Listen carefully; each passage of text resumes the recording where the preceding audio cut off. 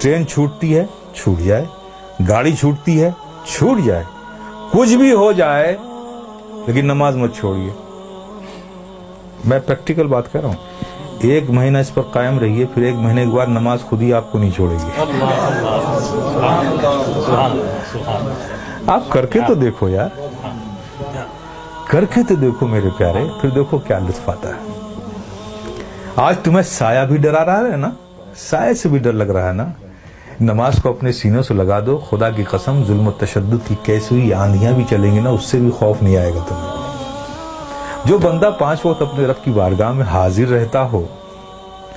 अरे भाई, एक आदमी है जो मिनिस्टर की ऑफिस में काम करता है, और दूसरा आदमी जो ऑफिस में काम नहीं करता लेकिन 3 बार प्राइम मिनिस्टर के पास जाता है, तो देखिए कैसे सीने चौड़े करके चलता है वो।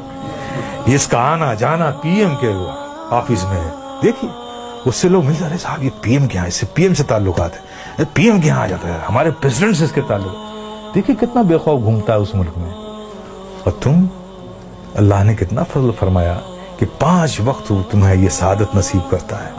मेरे बंदो, आओ मेरी बारगाह में। जब तुम खड़े होते हो तो मैं तुम्हें देखता हूं, तुम्हारी इबादत, और ऐसी हालत में खड़े होते हो, ऐसी हालत में खड़े होते हो, चूंकि मैं देखूंगा ना, तो मैं जिसे देखूं उसकी हालत भी तो वैसी हो।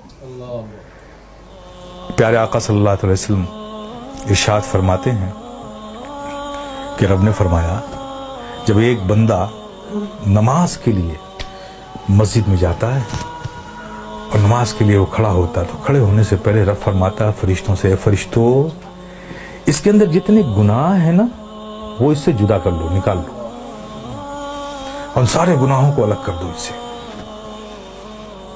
फरिश्ते उसके सारे गुनाह निकाल लेते हैं। अब बताइए, सारे गुनाह निकल गए और आप नमाज में खड़े हो गए, अल्लाहु अकबर, और रब की तवज्जो आप पर, रब आपको देख रहा है, आप उसकी इबादत में खड़े, गुनाहों से खाली हो गए। आप सोचिए, अब नमाज अदा कर रहे हैं, सिद्क दिल से मियाँ इन हिमात के साथ रब के जिक्र में, उसकी यादों में मुस्तगरक होके आप जो भी दुआ मांगो, गुनाह अलग कर लिए गए, इबादत में हो, रब की बारगाह में हो, दुआ कबूल ना हो। लेकिन देखिए हमारी मादियत का असर देखिए कि वहां भी हमारा ज़हन भटकता रहता है। आप समझ रहे हो ना। फिर उसके बाद क्या होता है, जब वो बंदा नमाज से फारिग होता है, कितनी बड़ी नेमत है आप सोचो।